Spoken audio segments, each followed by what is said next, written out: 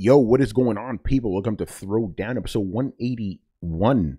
I'm your host, Tony Polanco, and I'm joined by Emilio Lopez, Chris Seeley, Hey, what's up, everyone? Brian Manjoma, Yo, people. and Adam Vale. I don't see the hype for this Marvel movie. Shit. You don't see the hype for any of these movies, man. Nah, I don't. I All guess right. you know what I did for the first ones. Like the first, I'm like, oh, this is gonna be awesome. And then after a while, I'm like, oh, whatever. It's like seeing one, you've seen them all. The best one I still think was the first Spider-Man, the Sam Raimi one. Like when he did that. That wasn't was even freaking an awesome. MCU movie either. That wasn't even an MCU. It was just a Marvel superhero movie done right. Yeah. And So, by the made me way, happy. people, that's what Adam's talking about. We're missing a couple of characters tonight because of Infinity War. Thanos snapped his fingers and now they're gone. But we still got a good show. A show so great, I forgot to bring up my show notes. So I'm going to vamp a little by asking Manny what he's eating right now. Yo, man, I have me some pollo. Ah, nice. Arroz con pollo, café con leche. The You remember that song? I don't know who the fuck sang that shit, but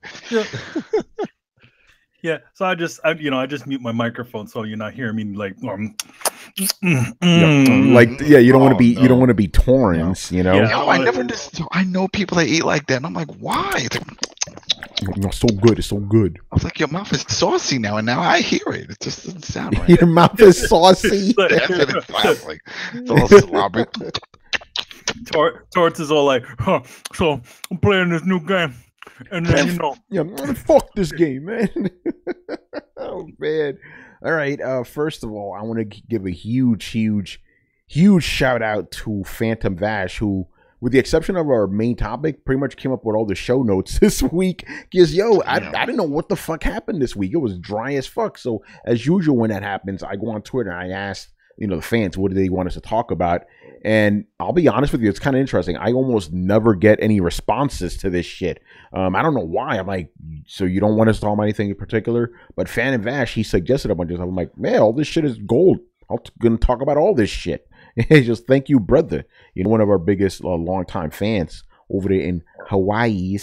All right, man. So, okay, so we're going to jump right into it, man, because you guys have been asking us for weeks. And remember, this isn't our fault. It's because they delayed all this stuff. But now, finally going to give it to you, man. Them financials, Q3, we got graphs. So, Chris, I'm going to give it to you, man. Take it away. Okay, let me just share my screen here. Right. By the way, for you guys, who are going to ask, we're going to be looking at Nintendo and Microsoft because Sony's is going to come out tomorrow morning, from when the time we're recording. So, Nintendo's doing pretty good. I have to bow my head and say I was wrong.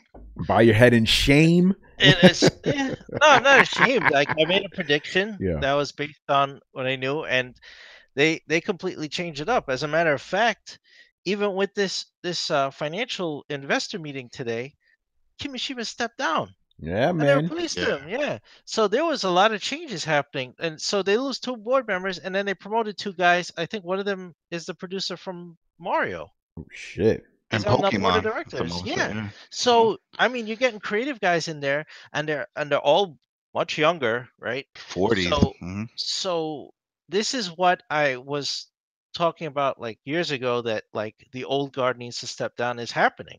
It's literally happening.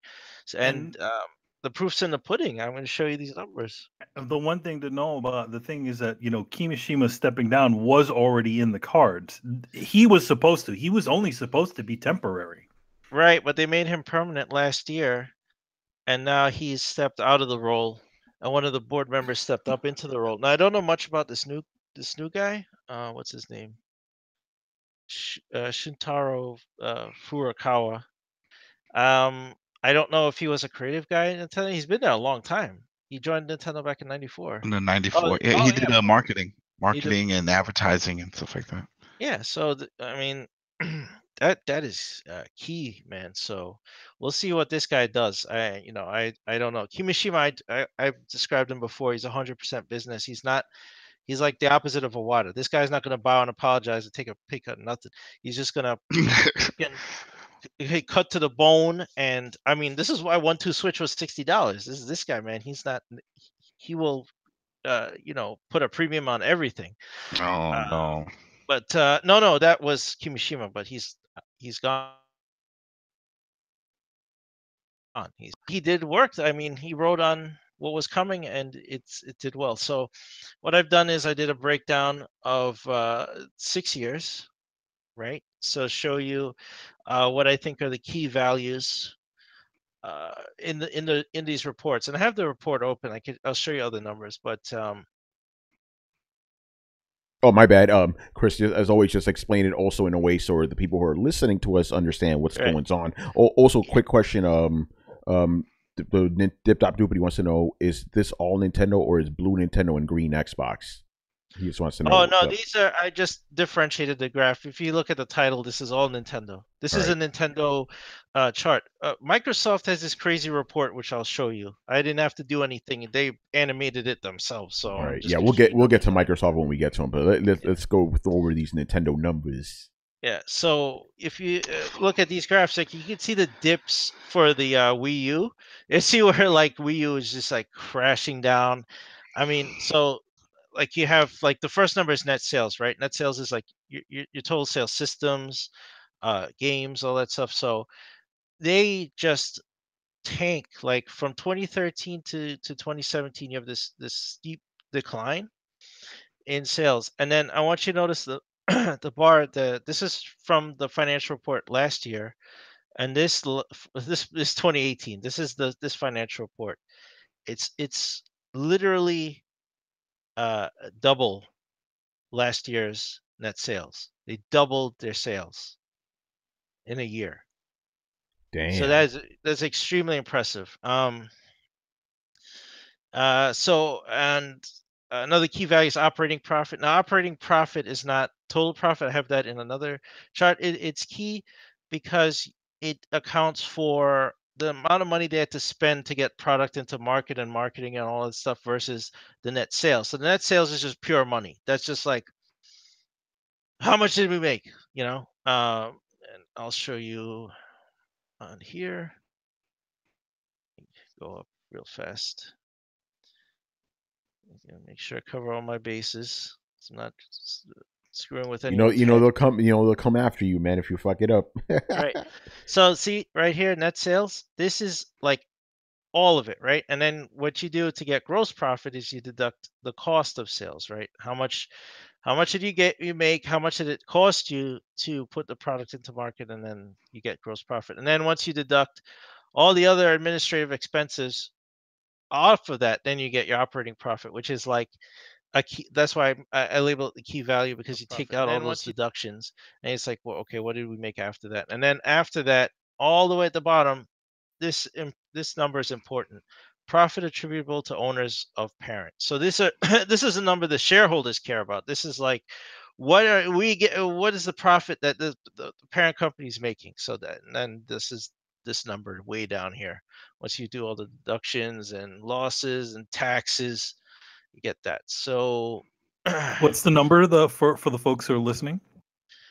So operating profit in 2013 was like the second worst year they've had in like a decade or over a decade. It was they lost 333 million, and so they took a huge loss right that year. 2014 was even worse, taking a hit of about 425 million in losses. The Wii U wasn't selling, and they were actually burning through money.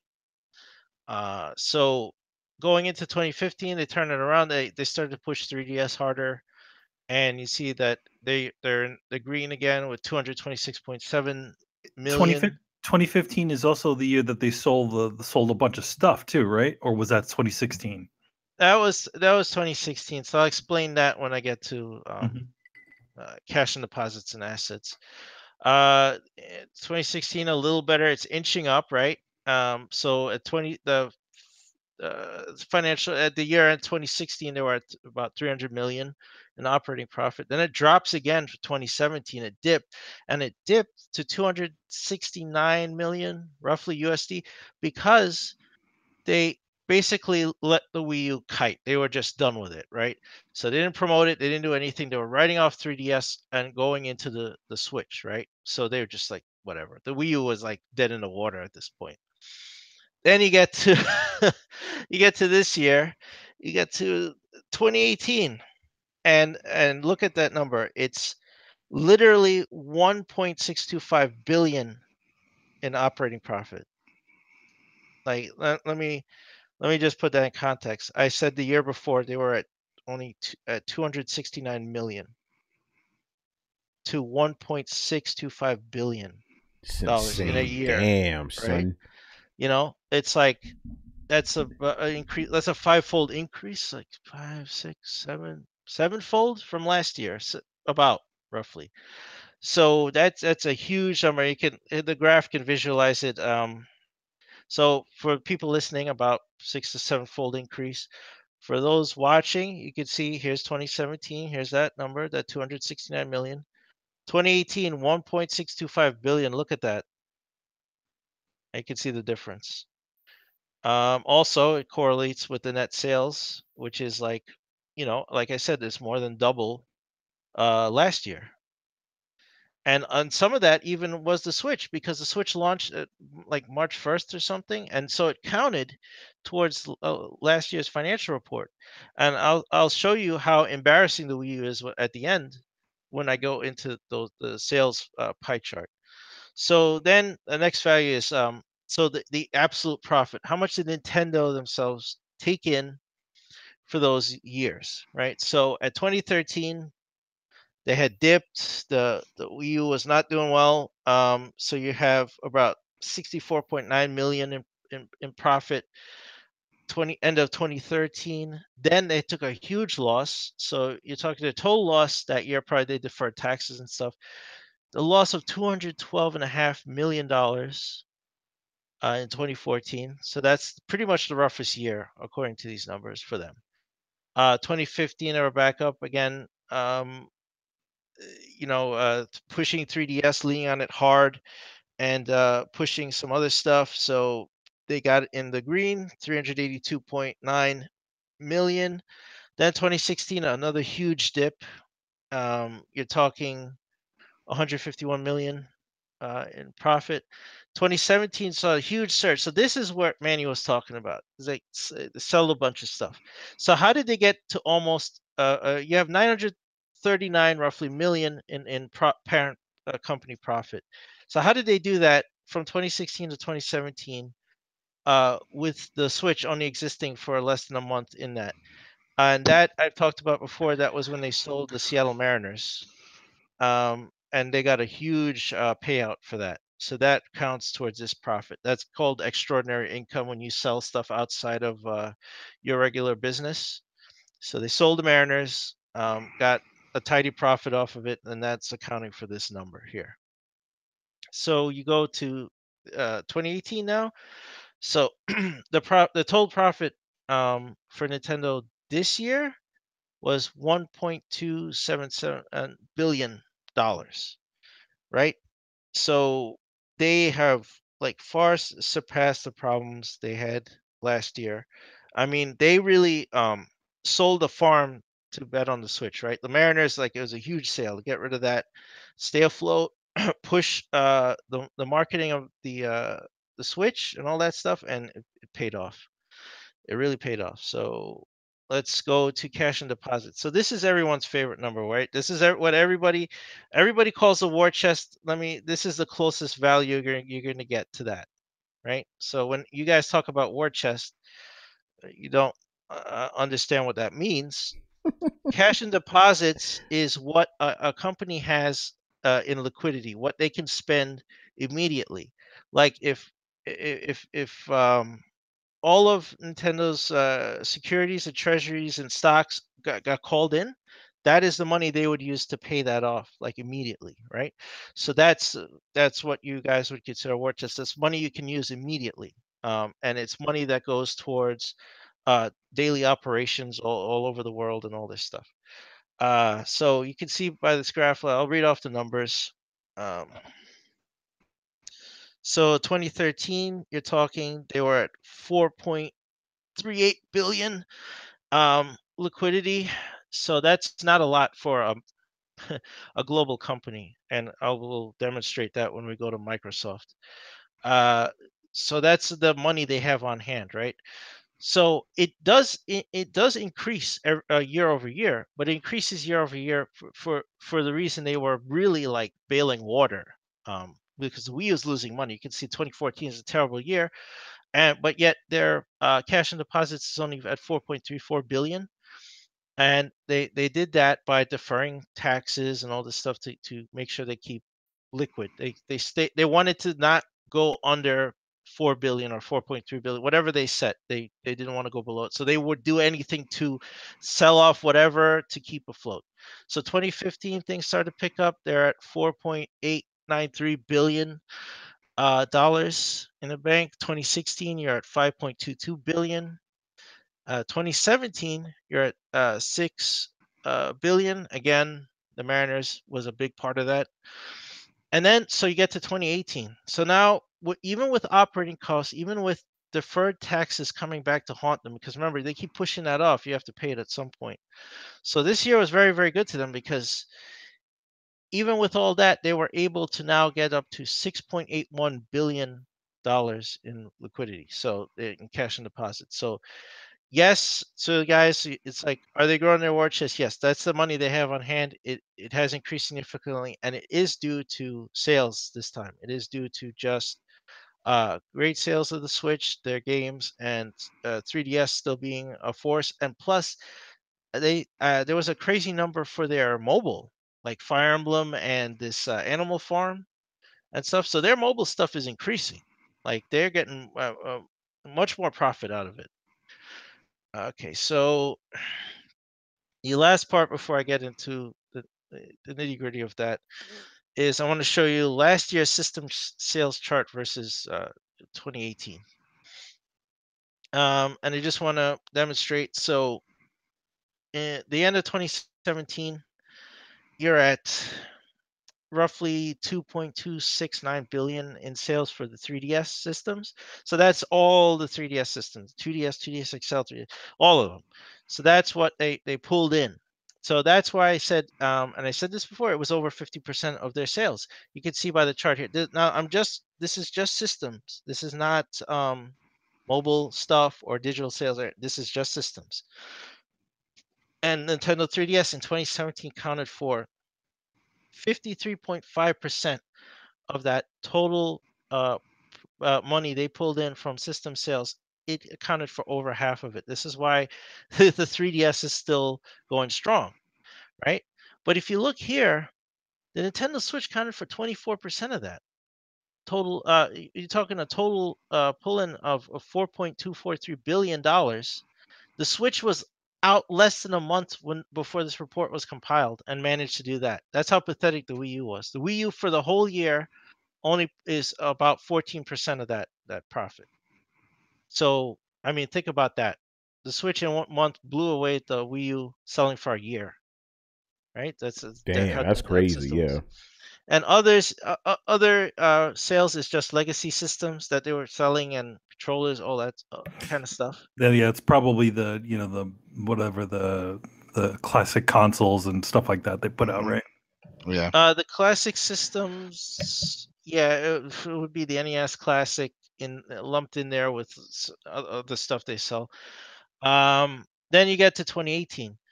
So they more than doubled their system sales from total from last year. So you're talking roughly $9.3 billion, right, in system sales in the past year, right? More than double 2017. And of course, the lion's share of that, 74% is the Switch. And about, according to my numbers, 18.6% is the 3DS. And then other, again, SNES Classic, any legacy stuff, whatever else they lump in there. Damn, they don't even have the Wii U on that bitch. The Wii U would be in this green part. Oh, wow. Just lost in probably it's insignificant. So insignificant, in fact, it's not on the report. Like, I can't put it in here. That's why I put 0 here. It's actually nothing. They don't even have it on there. Wow, that's crazy. If I show you the actual chart, just for those watching, they could see. Yeah. So here's the dedicated video game platforms. You can see Wii U on there for 2017. Not there. 2018. It's gone. Don't even show it. Yeah, that thing's officially done then. Yeah, they have playing cards on there. They don't have the freaking Wii U. So there you go. That's how dead it is. One thing I'm noticing from this pie chart, which I kind of find interesting, basically, this year the Switch sold as much, as it did last year, combination with the 3DS. Like, that is insane. Like, it's taking up that entire chart basically. Yeah, it did well. So, I think the final number of systems sold by the time the fiscal year ended was 15.05 million units. Fiscal year, yeah. Because total it's 17 from what I'm hearing. Yeah, probably is. I don't know. Just at the time of this report, which is March 31st. Gotcha. 15.05 million units sold during this fiscal year. So they talk about their software. Super Mario Odyssey sold 10.41 million. Mario Kart 8 Deluxe 9.22 million. Splatoon 6 million. And bringing the total number of million seller titles during this fiscal year to 12. So, which is impressive because I dare anybody to name 6 titles from Microsoft that did that. It's pretty crazy. So, and to be fair though, can Sony claim that many? I don't think either of them could claim that. Yeah. To be fair, so that's pretty impressive. Let's see, the Super Nintendo Classic, 5.28 million units for a little retro system. And, sit. That Mario, son. Yeah. And so here's the little paragraph I wanted to get to about the smartphones, right? So they released Animal Crossing Pocket Camp and combined with Super Mario Run and Fire Emblem, and they said our smart device and IP related income was 39.3 billion yen. Forgot what that is. Is that like about 360 million US dollars? I can convert it real fast. But it says it's a 62% increase from last year. So they grew just with a launch of really like 2 games in a year. They more than they got a 2/3 increase over last year. So this is when I explained, like, I know I debated Brett and he didn't believe me that the mobile market is growing. They're growing into it. This is a proof that for sure. It's viable, and they're exploring it. They're not going to give that up. They've doubled down. Yeah, it's about 360 million US dollars roughly their total smart device sales, which is this is pretty sizable. So yeah, that's Nintendo here. So that's what they're doing. I say it again, I was wrong. They have a fantastic year, and let's hope they can keep it up because there's new faces in there. Looking at you, Furukawa, and well, the 2 other guys who joined the board, I think it's like, is this the dude Koizumi? Is that the dude that called Captain Ice Cubes? Is that the same guy at the always wears the Mario hat? That's not Captain Ice Cubes. Oh, it's not? No. Okay, it's the same last name. That's why I got confused. Okay, but these guys come from also in the creative field. They were producing the Super Mario series, according to this article. So that's huge. They're looking within, which is fine. They're getting these younger guys, but they're getting creative guys to go on the board of directors, which I think is fantastic because they will now temper the expectations of shareholders and also inject more. They'll probably take more chances, which is what they need to do. They really need to take more chances. So I'll be very curious with this changing of the guard, what the heck they're gonna say at E3. Yo, I'm sorry, but this dude Furukawa looks like like a stereotypical salary man. Like, you know what I'm saying? But you know, hopefully his I guess, for the lack of a better term, bland demeanor belies a man that actually has imagination. Because, like you said, Nintendo definitely need people with imagination. They're not just people who are trying to do the same shit that's worked in the past. Like, listen, like that shit doesn't fly anymore. You got to try something new. You know. Well, you know, Tony, what do you expect him to look like? I mean, like look at Fukushima and stuff, right? Like the guy looks like a powerful Japanese businessman, right? This guy looks like the guy who, you know, works under him, who's forced to drink under him and shit. You know, like a typical salary man, you know. Man, he got the secrets. I mean, Iwata didn't look like some fancy guy. He kind of did too. He looked pretty flashy. Like compared to this guy, come on now, you know. But my point is, Iwata looked like a regular guy. He didn't look at no salary. But you know what it is though? It's because this guy, and this is a good thing. This guy looks very young. That's what it is. That's what's giving me the salary man look. Because salary men are usually pretty young guys. He looks like a salary man in that case. So, but again, hopefully that means he's coming in with some fresh ideas. You know? Yeah, that's what they needed desperately. They needed. I've said this multiple times on old Throwdowns. You could go back and listen to me rant. When I was ranting, I said they needed a change of the guard. They need you, and they're slowly doing it. It took a while, but this is now happening. You know. And you're getting pushback. You get Koizumi, the other Captain Ice Cubes. He pushes back against Miyamoto all the time. Miyamoto was calling the shots in there, whether he had an executive position or not. He didn't, but he had this weird director position, which he was basically calling a lot of the shots. And I mean, this motherfucker pushed back on him with Mario Odyssey and whatever. And look how well the game did. Yeah, he didn't want any of that. Yeah, he didn't want the hat, right? Didn't want the hat. He didn't want him. He didn't want any gimmicks in a beach outfit. Yeah, he didn't want any of that because he was pissed about Sunshine. Wow. And guess what? This guy just did it anyway. And look how successful the game is. That's good. Yeah, and I hope this guy has the same kind of attitude. It's like, fuck it, we're gonna try something new. You know. Yeah. They take chances. Yeah. Do well. Okay, listen, man. Props to Nintendo, man. They did it. I'm curious to see if this momentum will keep up because this year's looking very dry for the company. But if they could push out that Smash Brothers, I'm hearing that they're gonna have a playable demo at E3. They could push that out this year. I think that could help them out big time. You know. Yeah. So we'll see what they have to say. I'll be curious with this guy if he's going to be more open too, because we get those little directs and stuff. They really need to be more open about what the hell is going on. Yeah, for sure.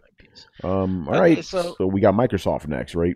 Yeah, I'm just gonna load this up because like Microsoft's report. Let me show you what their investor report looks like. It is this insane, freaking parallaxing giant site. There's a CEO right there. There's this giant face.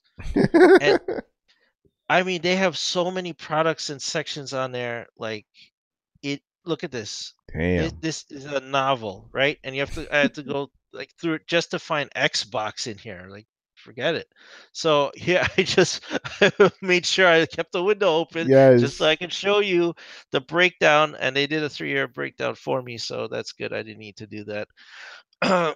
So they said that Xbox sales have dropped about, I think it was 21%. If I go back here, if I can find the quote and not lose my place. So gaming revenue increased 75 million, 1%, primarily due to higher revenue Xbox Live and video games, offset in part by lower Xbox hardware revenue. So Xbox Live revenue increased 17%, driven by higher revenue per transaction. So I'm guessing that they raised the price of games. I don't know, like.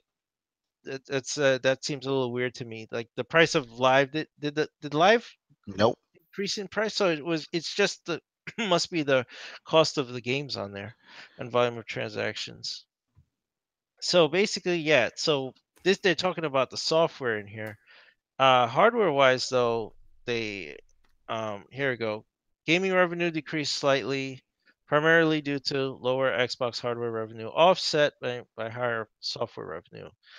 Xbox hardware revenue decreased 21%, mainly due to lower prices of consoles sold and a decline in volume of consoles sold. Damn. So basically, they have less sales. It's a drop. That's a drop of about 1/5. Hold on, I gotta ask this, and this is the same amount of time when the Xbox One X was already in the market, right? Yes. Yes. Wow. So the Xbox One X is there, and they had a drop off of roughly 20% in sales. And I don't get they should have just said volume, because I don't know how you put out new hardware and say you have a lower cost of consoles on the market when the Xbox One X is selling at full price still. It's not discounted. Yeah, exactly. So that's a little weird Yeah. to me. So if you look at revenue in here, so I mean, so let me just looking at the scope of these numbers. These are in millions of dollars, right? So this is billions. If you just look at where the comma is in the last number, so like Office is like their biggest revenue generator on this chart. This is not counting the enterprise stuff right here. That's in another chart, but in terms of products, like it is $25 billion this year alone. Like so just to put that in perspective, Office alone is generating that much revenue. So when you talk about Nintendo's war chest, and you guys always say like they have infinite money, all this stuff, that is a spit in a bucket compared to what Microsoft like pulls in. Like this, if you go down here, 20 fiscal year 20, and ending this March, they pulled in $90 billion. Damn. In revenue. So from all their products, and this is just I'm not counting enterprise stuff. So 90 billion. So when I say like Nintendo has 6 billion in the bank to do stuff, Microsoft pulled in 90 billion USD. Yep. Right. So that's when I talk about scope, and only less than a tenth of that was Xbox. The other 90% is server, Office, Windows. They do advertising. LinkedIn apparently is generating money for them. Oh shit! So, yeah, because of LinkedIn Pro. Yeah. So and the Surface and all that other stuff is generating money for them. Now, granted, the Surface sales are also decreases. 2015 they had up roughly 11.6 billion in sales. 2016 7.4. So Surface is declining. I think competing with the iPad, and I don't think they marketed strong enough against it, is probably hurting them. But if you look at Xbox, it stays the same revenue over the last 3 years. 9.1 billion 2015, 9.4 billion 2016. Fiscal year, excuse me. So end of 2017, and then this year 9.256 billion, right? So a slight drop from last year, but in the ballpark, doing better than 2015. So that's good, probably due to Xbox One X and some of the games going 4K and stuff. And Xbox Live is really seems to be paying out for them. They said the volume of transactions increased, so people are buying more digital games. That's good. And yeah, so you can see here, and overall in total revenue, not only the pickup of LinkedIn, so it's added to this, but yeah, they're doing better than last year overall as a company. But it looks like Xbox is not really growing, not shrinking either. It's like maintained. It's in this level place. So what's hurting right now for them? What's dropped from in over the last 3 years is really the Surface. The Surface has a significant drop. If you look at the numbers, it's the sales are less than half from 2015. So with that significant drop, I don't know. Like, I mean, Microsoft is not good at keep up with hardware. That drops shit in a second. Look at the Zune. Look at I mean, Windows Phone is probably in here somewhere, but they can't compete on some level. So I wouldn't be surprised if Surface disappears after like next year, because it's a downward trend. Yeah. And with Xbox, like again, don't they have like 3 versions of that too? I feel like they have multiple versions of it, like a big one and a small. Well, they made a laptop version, which is like defeats the purpose. Yeah. Like they made a Surface Book. I'm like, isn't this supposed to be compete with an iPad? So why would you make a laptop? But that's neither here nor there. It obviously didn't do anything because the sales are still dropping. But with Xbox is stagnant, and this will be very curious what they announce for E3 and going forward, because they really need to push hardware sales too. And honestly, like, even though Live did well last year, I mean, they need the title going to keep the accounts up and keep people buying into to Xbox Live. You gotta have stuff to play. So I'd be even more curious what they're gonna do. Yeah. Again, I just find it interesting that they have a new console on the market and it didn't help them generate more revenue. That is very interesting. Yeah. No, it actually. They needed titles. We all know that. I mean, you can get the hardware. I know people that bought it, but what are they really playing on it? You know? Yeah, Sure. no, you're right about that. But again, it's still interesting, even if you don't consider games, because usually, yeah, hardware will make you get more money. But you're right, if you don't have games for the hardware, it's kind of a moot point. But I just find this interesting because so many people talk about like how big Xbox One X was selling, how it was sold out everywhere, yada yada yada. And then look at these numbers right there. They're telling you a very different story than the fanboys, you know? Right. I mean, this is the reality. This is why I look at this stuff, so I could get you guys numbers. Now, this report, for as fluffy as it is very vague. There's a lot of percentages and stuff, but they're not talking like volume of sales of specifics. Like, I don't see unit numbers. I'm not seeing specifics until you drill down into the tables and find the numbers. But they say themselves their hardware sales dropped 21% from last year, and that was with the introduction of the Xbox One X. Damn, man, that says it all right there. That really does say it all. And I really doubt there's going to be like a big boom with the system that's going to make it start selling unless they drop the price. But even that, again, goes back to what we were saying. You need games for that shit. Yeah, it all has to do with what you need, what people want to play for the game, for the console. In order to get everybody back, they need to really just drop some really good things that for people, but to grasp on, not just a little indie game. You know what I mean? Like something that's serious. Yeah, and I'll point out something too, because Microsoft plays this game. If you look at the other things they're talking about with revenue increases or decreases, like search advertising increased 791 million or 15%. Notice they listed a number here with the revenue. With Xbox, they don't list that number. There's no number here on in the summary. Surface revenue decreased 82 million or 2%, primarily due to reduction in volume sold. How come Surface gets a number? How come the phone gets a number? Phone revenue decreased $2.8 billion. Insane. But again, I get a number here. With the Xbox paragraph, there is no number here. There's just percentages. Wow, that's crazy. To find that shit. Yeah. So I don't like them like hiding stuff like that. You have to drill down to start finding value.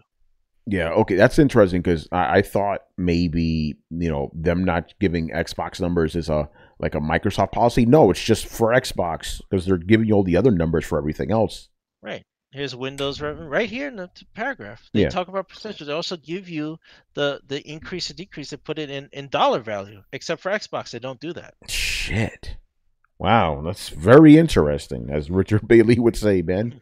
I mean, maybe they're tilting this thing to not cause the investors to get a little nutty. Like, oh my God, we lost that much money. I mean, after that, you got a line saying phone revenue decreased $2.8 billion. Like, no ifs, ands, but not even volume of sales, nothing. Windows Phone is just tanking, right? Well, they killed it. That was the whole thing. They lost a lot of money on that. They just killed it altogether. Yeah. So, but that is listed right there. Like that. Hey, Chris, that's a huge loss. G Megaforce wants to know if them hiding that number is illegal. Wait, what? Sorry? G Megaforce wants to know, like, okay, you know how they're giving you all the numbers for the Surface and all these other shit, but they're not giving you numbers for Xbox. He wanted to know if that's illegal. No, it's not illegal. You just have to drill down in the report. Like this, they can do this because they're expecting like people like me to go read this whole thing and then get down to charts and go, oh, there's the dollar value right there. So That's what I had to do. I had to read this thing, skim down, find the charts, and then find the product things in here. So they're not hiding the number, but they kind of are. They're not hiding the number, but they're making it a little more difficult to find that number. Right, exactly. Whereas with the other products listed around Xbox, the numbers were right there. So go figure that out. Yeah, that's pretty telling in my opinion. That's wild, man. All right, again, Chris, anything else with the charts? No, that's it. I don't have any numbers for Sony right now. I gotta wait for them to have their investor meeting, which should be AM tomorrow, which is probably late tonight. And then I will look at that and I'll talk about it on Sunday. Yeah, so people, remember, that's the question show. So ask us a question about Sony's so we can actually talk about it. If you don't ask us a question, we're not going to talk about it, And then you'll have to wait until the next throwdown to find out what. Yeah, so ask us a question about Sony's financials and we'll happily get to that, man. Chris, once again, thank you for doing that, man. I know you like doing them, and I know the fans like checking them out, so that's fucking awesome. That's more work than other journalists do, I'm just being honest. Cool. All right, man. I think we can move on here. Since we're on the subject of numbers and sales, talk about these NPDs. They dropped, and they kind of dropped out of nowhere, kind of. I guess everybody was just too busy with God of War to pay attention.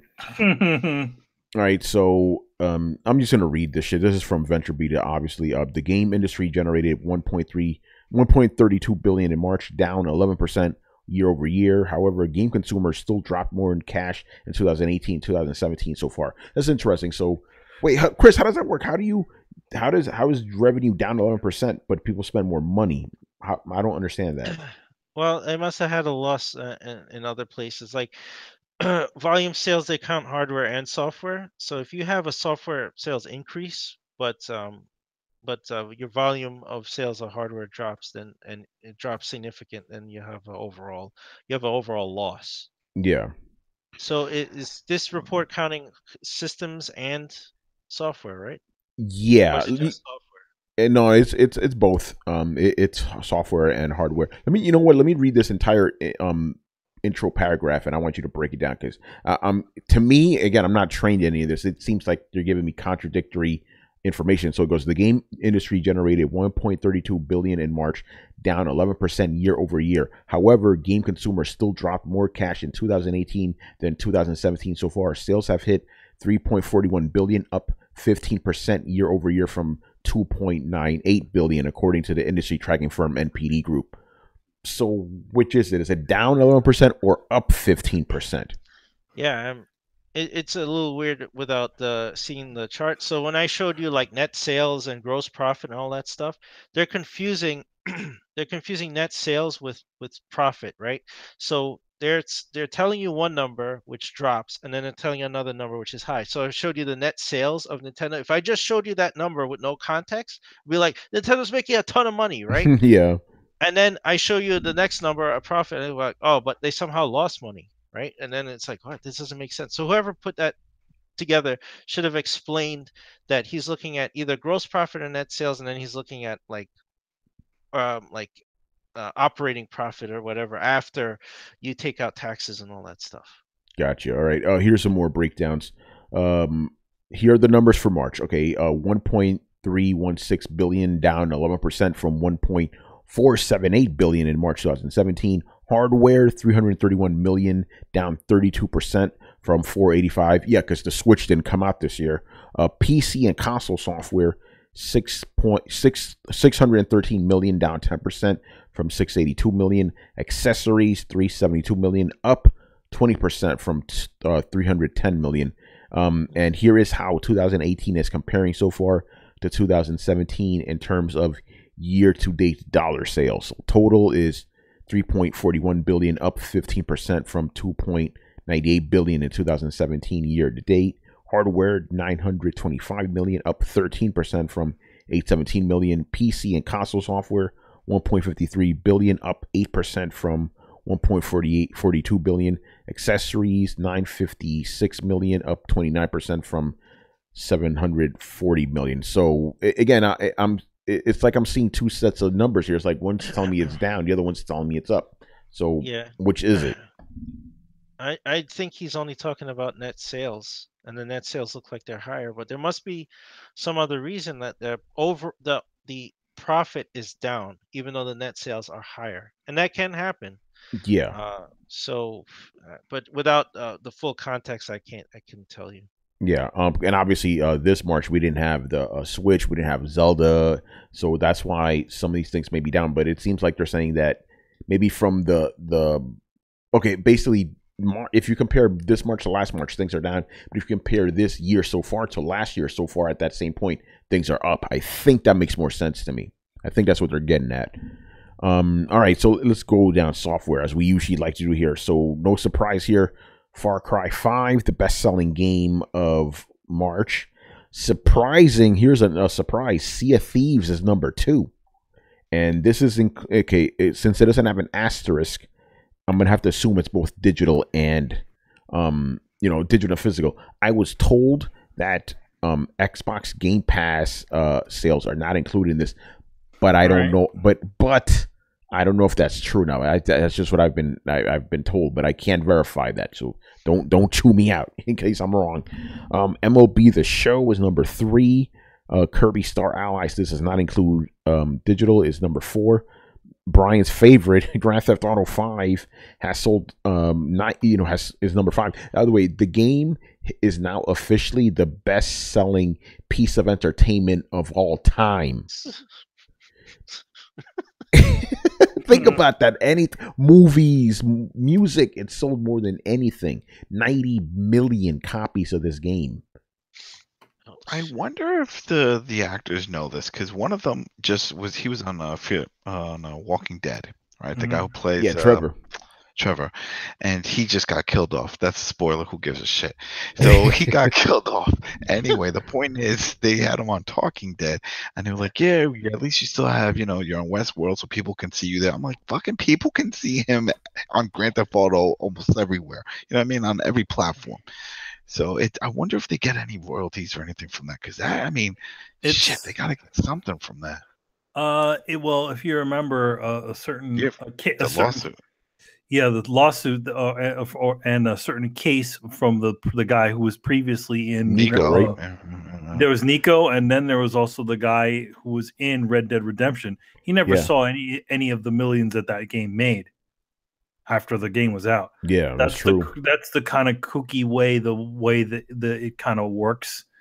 There's no real Screen Actors Guild connection to it. They only do it because they can. Which is, they only do it because it's more convenient. But if you remember when they had that strike lasted for months because the video game industry doesn't need the Screen Actors Guild to have these actors in their games. Yeah, it's funny that strike happened and it wasn't even felt. It wasn't even what they didn't get any of they didn't get a lot of the stuff that they wanted. They definitely didn't get the royalties thing off of it. So yeah, but we need to go down that rabbit hole right now. So let's keep going down the list here. Number 6, Call of Duty. Number 7, Mario Kart with the little asterisk there. Ni no Kuni. Number 8. Number 9, NBA 2K18. Number 10, Monster Hunter World. And you know what, guys? I'm going to go down the whole list here. Super Mario Odyssey, number 11. Legend of Zelda still in there, number 12. Both of those have the asterisk next to them. That means no digital sales. Player Unknown Battlegrounds. It says no PC digital sales. Rainbow Six Siege, number 14. Adam's favorite right here, Way Out, number 15. Yep, that was a great game. Assassin's Creed Origins is still in there. No, one of these Ubisoft games that refuses to leave. Dragon Ball Z Fighters, FIFA 18. FIFA. I don't know if you heard about that. They might be getting banned from Belgium and shit because of the fucking. I did a story on that shit. You know what? I'll add it because that's going to be interesting. Splatoon 2 and UFC 3 is still in the bitch. I gotta give them credit because that game has not really been on sale anywhere, so that means people are really buying that shit. Yeah, dude, you know how it is. It's a UFC game. Yeah, man. Bruce Lee. Yeah, and Bruce Lee. That's right, man. He was in the last one. Yeah, they still want him. Yeah. Yeah. Thank you for reminding me. We're gonna add this shit to the the show notes right now. So yeah, we don't really need to go over any more of this unless you guys want me to break down the games by platform. You know, right? Okay. I've listened to the consensus, so we'll move on here. You know what? I'm throwing this shit right the fuck now. Let's talk about this. So, games with loot boxes are now illegal in Belgium. This is very interesting. This doesn't include stuff. Not only does it include Star Wars Battlefront and FIFA, it also includes a little game called Overwatch. Yeah, there's four games that were part of this: Battlefront, Overwatch, FIFA, and CS:GO. Right. Here's the thing: before they finalized the ruling, Star Wars Battlefront took away the loot boxes, so that didn't count. But those three games are under this ruling, and the interesting part is, you know, and this is what I wrote basically.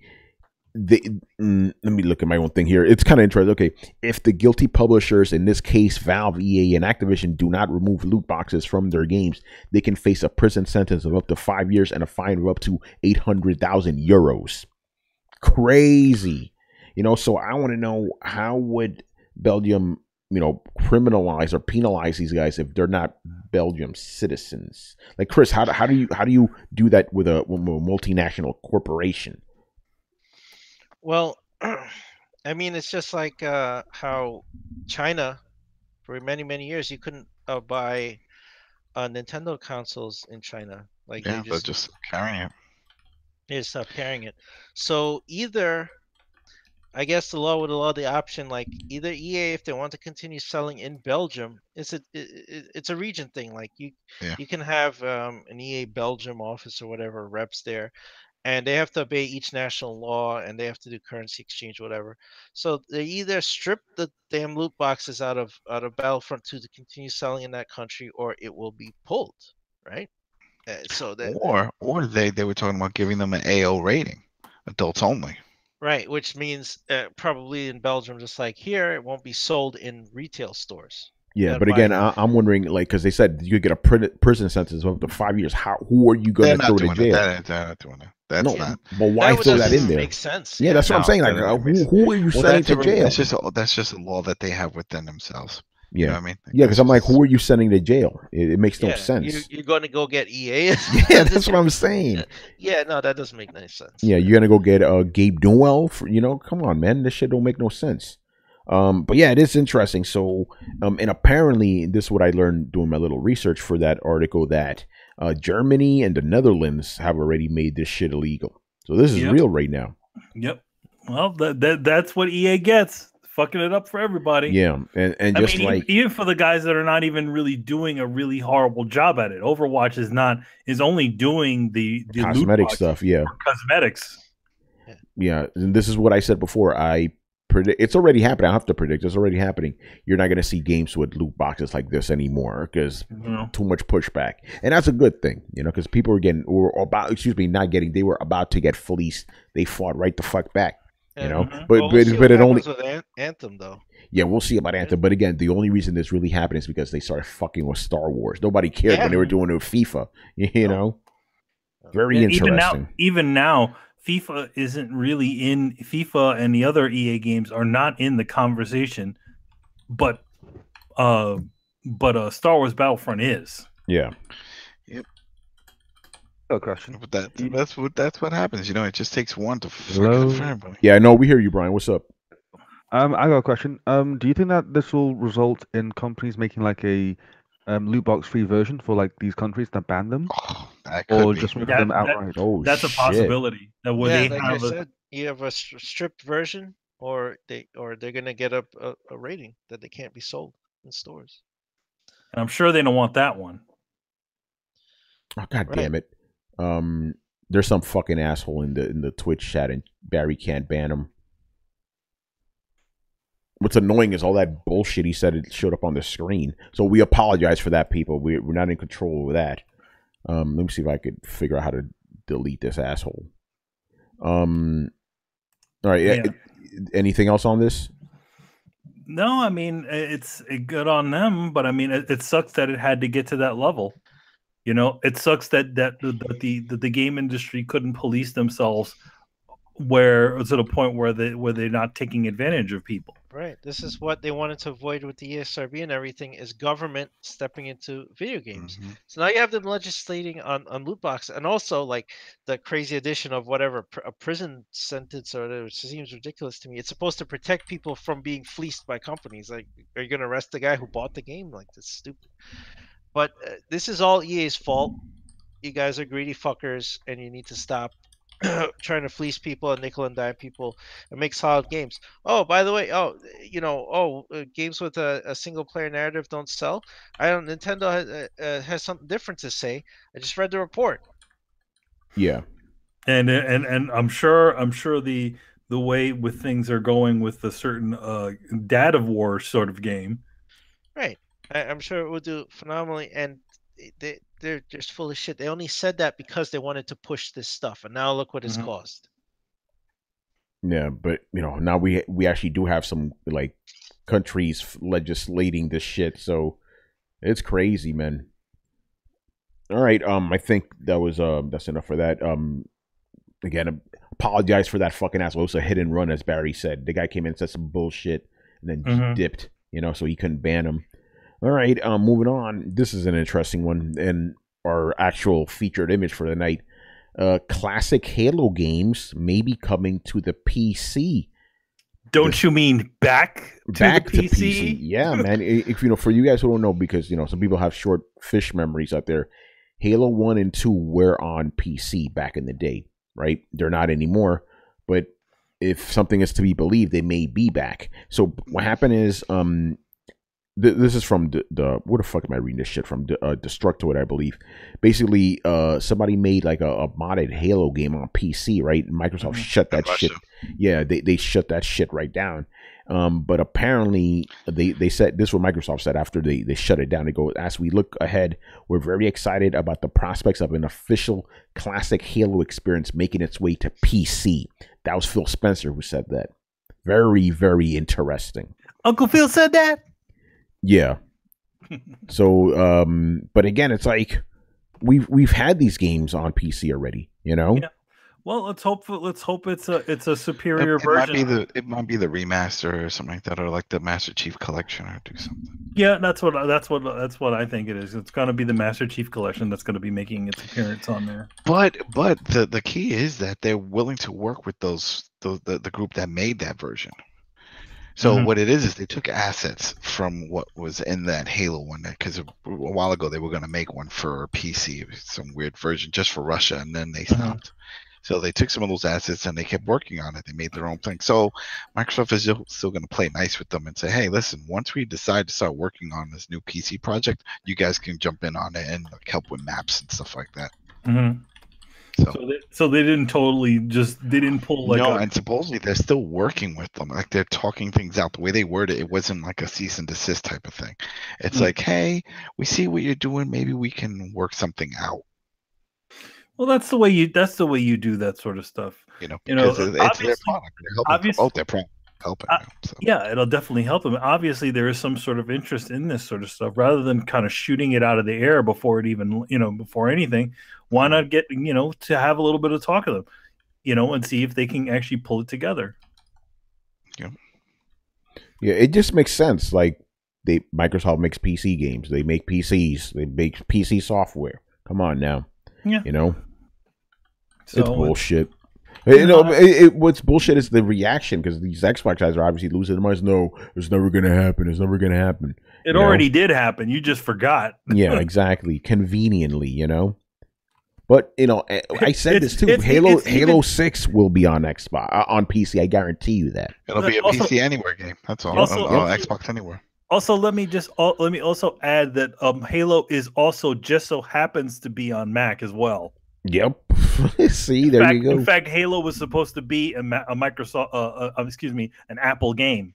Oh, really? Marathon, yeah, their first one. No, not only Marathon. Halo was announced for the Apple before Microsoft bought the studio, and they still had it within their contract to release Halo on a Mac, and they did. That's crazy. All right, so again, this was just me throwing it in because like it's a "I told you so" moment. You know, we say this shit and people don't like to believe us, but it's like it's obvious where Microsoft is going. You know, the writing is totally on the wall. They're looking for what I call Xbox Anywhere. Yes, on your PC in your living room. The ecosystem, if you will. The ecosystem, which to me, to be honest, I think that makes the most sense, and it makes sense. It made sense even years ago. How is it that you're going to have these two different locked off systems? You're like, oh, okay, we have Windows games, and then we have things for the Xbox. I mean, when I first heard that Xbox was coming out, I'm like, holy crap, I'm going to probably get to play all those really cool PC games that have never come out. That'll, maybe the Xbox will be able to play those things too. Never happened. Yeah. But I mean, I think it's a good idea. And I think it's also one of the reasons when, we saw the increase on software for Xbox. I think that also includes the stuff that's been sold on PC as well. Maybe. Because I think they're, because again, the adage they always say that it's always the software that really makes the most profit out of these sorts of things. Yeah. And, most of the time these consoles are running at these companies that make the consoles are running at a loss until maybe halfway or a little bit less into the generation. Then they're actually making a profit. Yeah. So, like, remember how much of a big deal it was that the PS4 became profitable like 2 years in? Usually it doesn't take that. Usually it's a lot longer than that, Mm-hmm. Yeah, all right, man. So that is that. So we'll move on to the next thing. This is interesting. This is more of a follow-up to something we talked about, I guess a couple months ago. So Quantic Dream, basically a report from a French newspaper or website. They allege that Quantic Dream, they have like horrible workplace conditions, like, talks of like sexism and racism and all the other isms that you could throw at people these days, right? Quantic Dream at the time, they completely denied it, and I guess they're sticking to that because they're actually suing 2 French newspapers over this.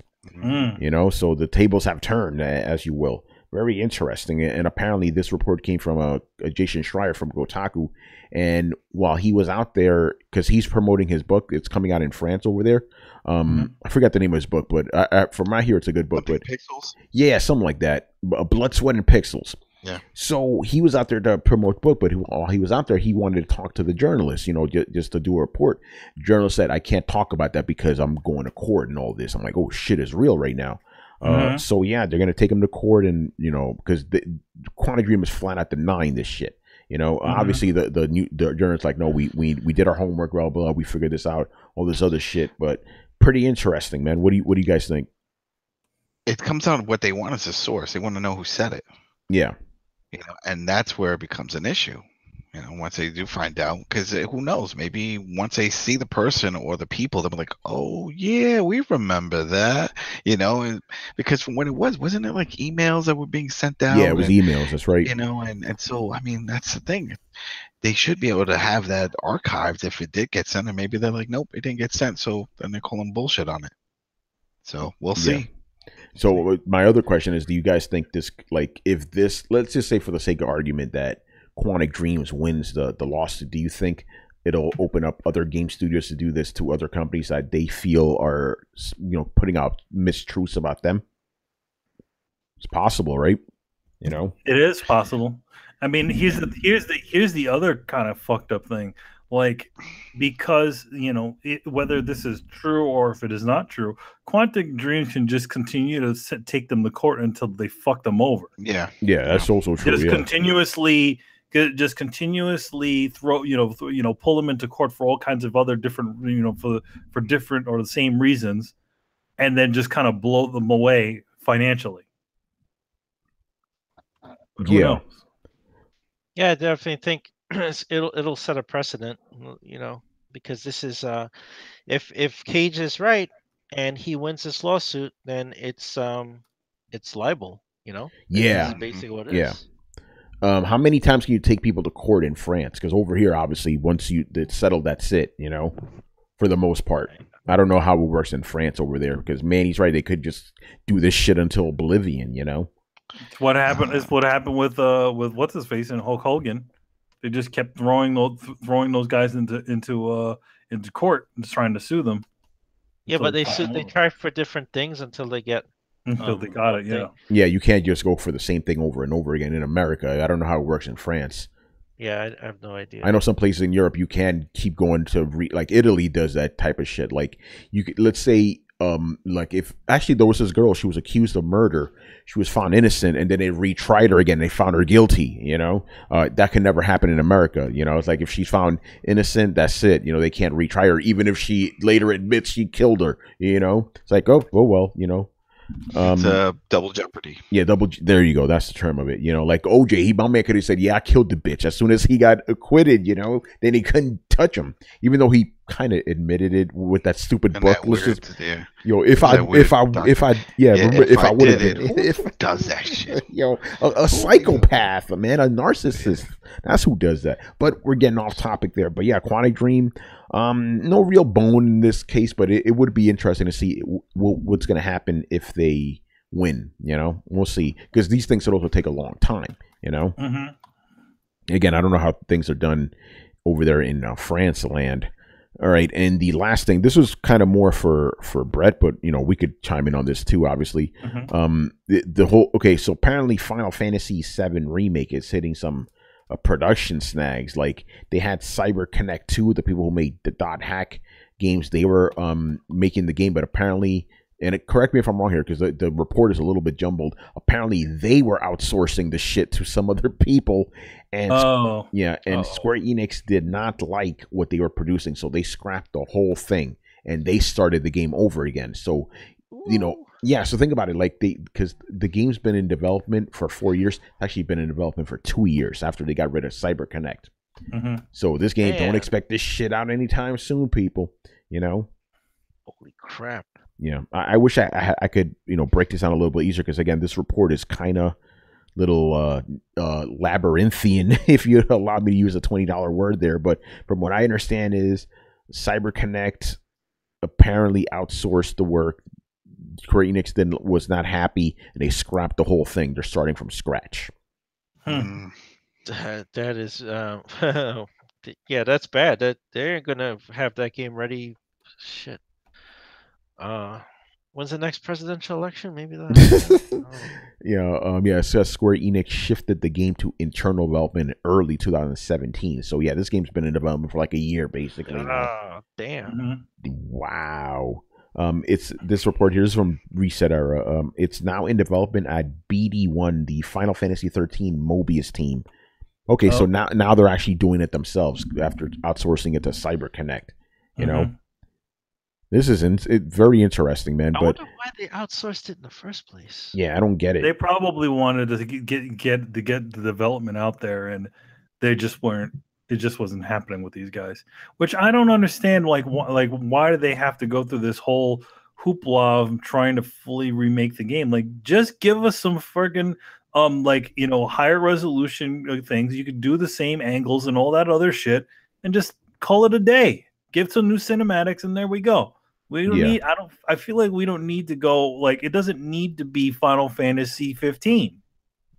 Yeah, I mean, which is what they kind of look like they're trying to do. No, that's not what they're trying. They flat out said they want to make it a new experience. Even the combat's going to be different. Again, I'm reading this thing over again. I was a little wrong there. So yeah, they outsourced this to Cyber Connect.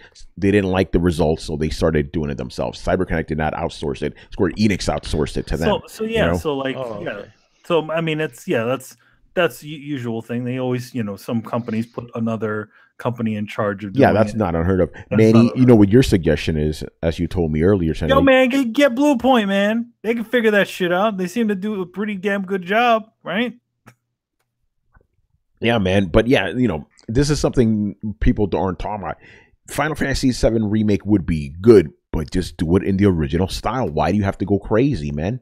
Preserve the original game. All you really need is new cinemas. That's all you really need. Like you need new cinemas, new cinemas, new graphics, but you don't need a new fucking engine. Not really. Well, I don't know how much they can use from the original engine. Well, you don't need like let me rephrase that. You don't need the combat to be completely different. You don't need the world to be completely different. You can still have that same top-down angle and all that other shit. You can still have the turn-based combat.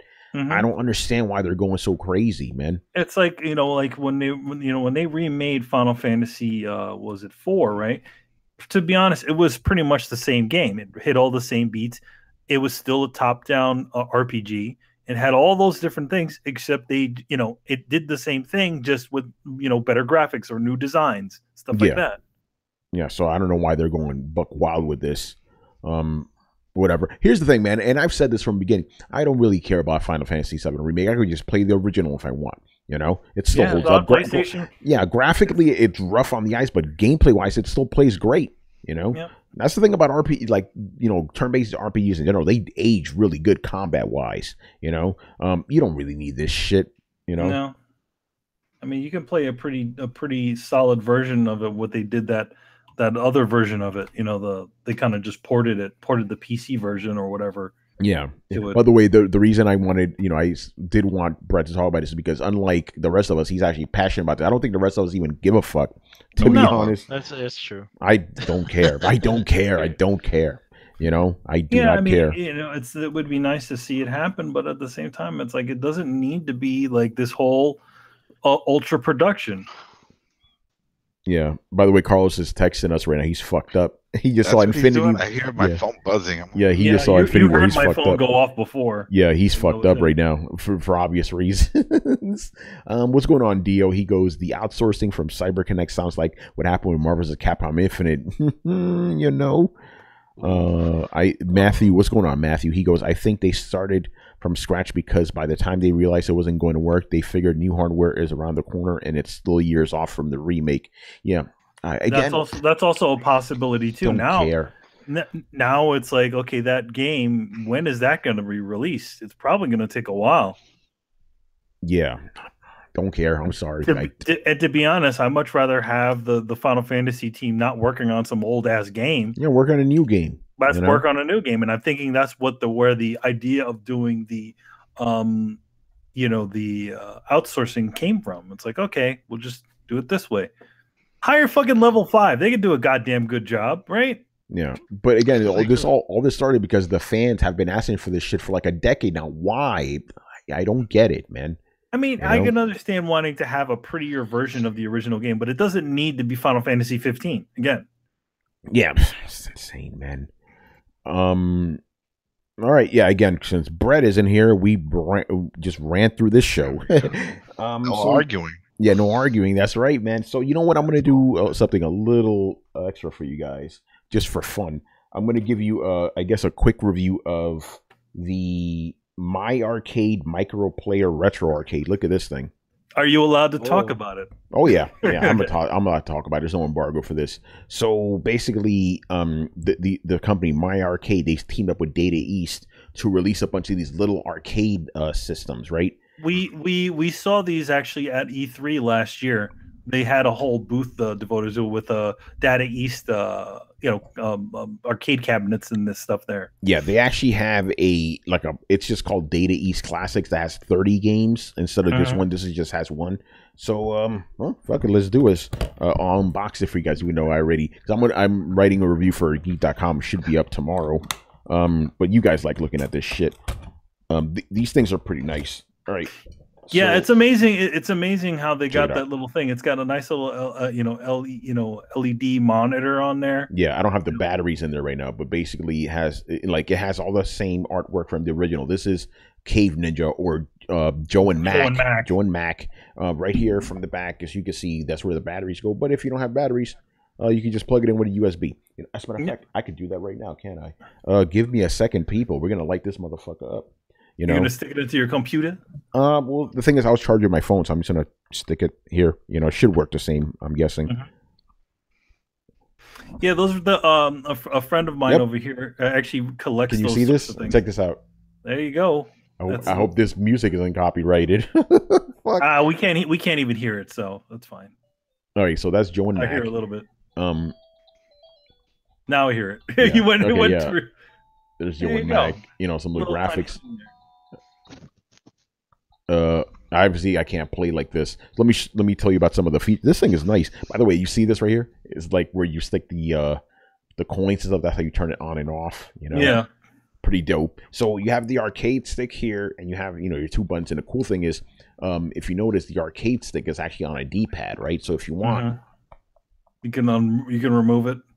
You can remove it, and you play it that way. I like it with the D-pad though. It's a little bit more. Do you remember when we had stuff like this when we were kids? They looked like those little boxes, and they only had one game on it.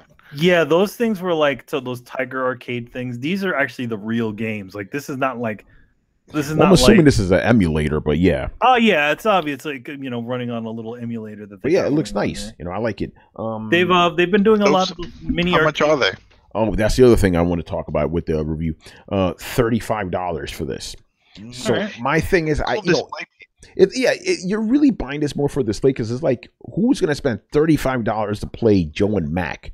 But the thing, like Adam, you can imagine this on your desk. This shit looks dope. Yeah, no. I see. At work, absolutely. Move some of my Funkos. Put that shit. Yeah, let me show you guys a heavy barrel. It's the same basic premise. Heavy barrel.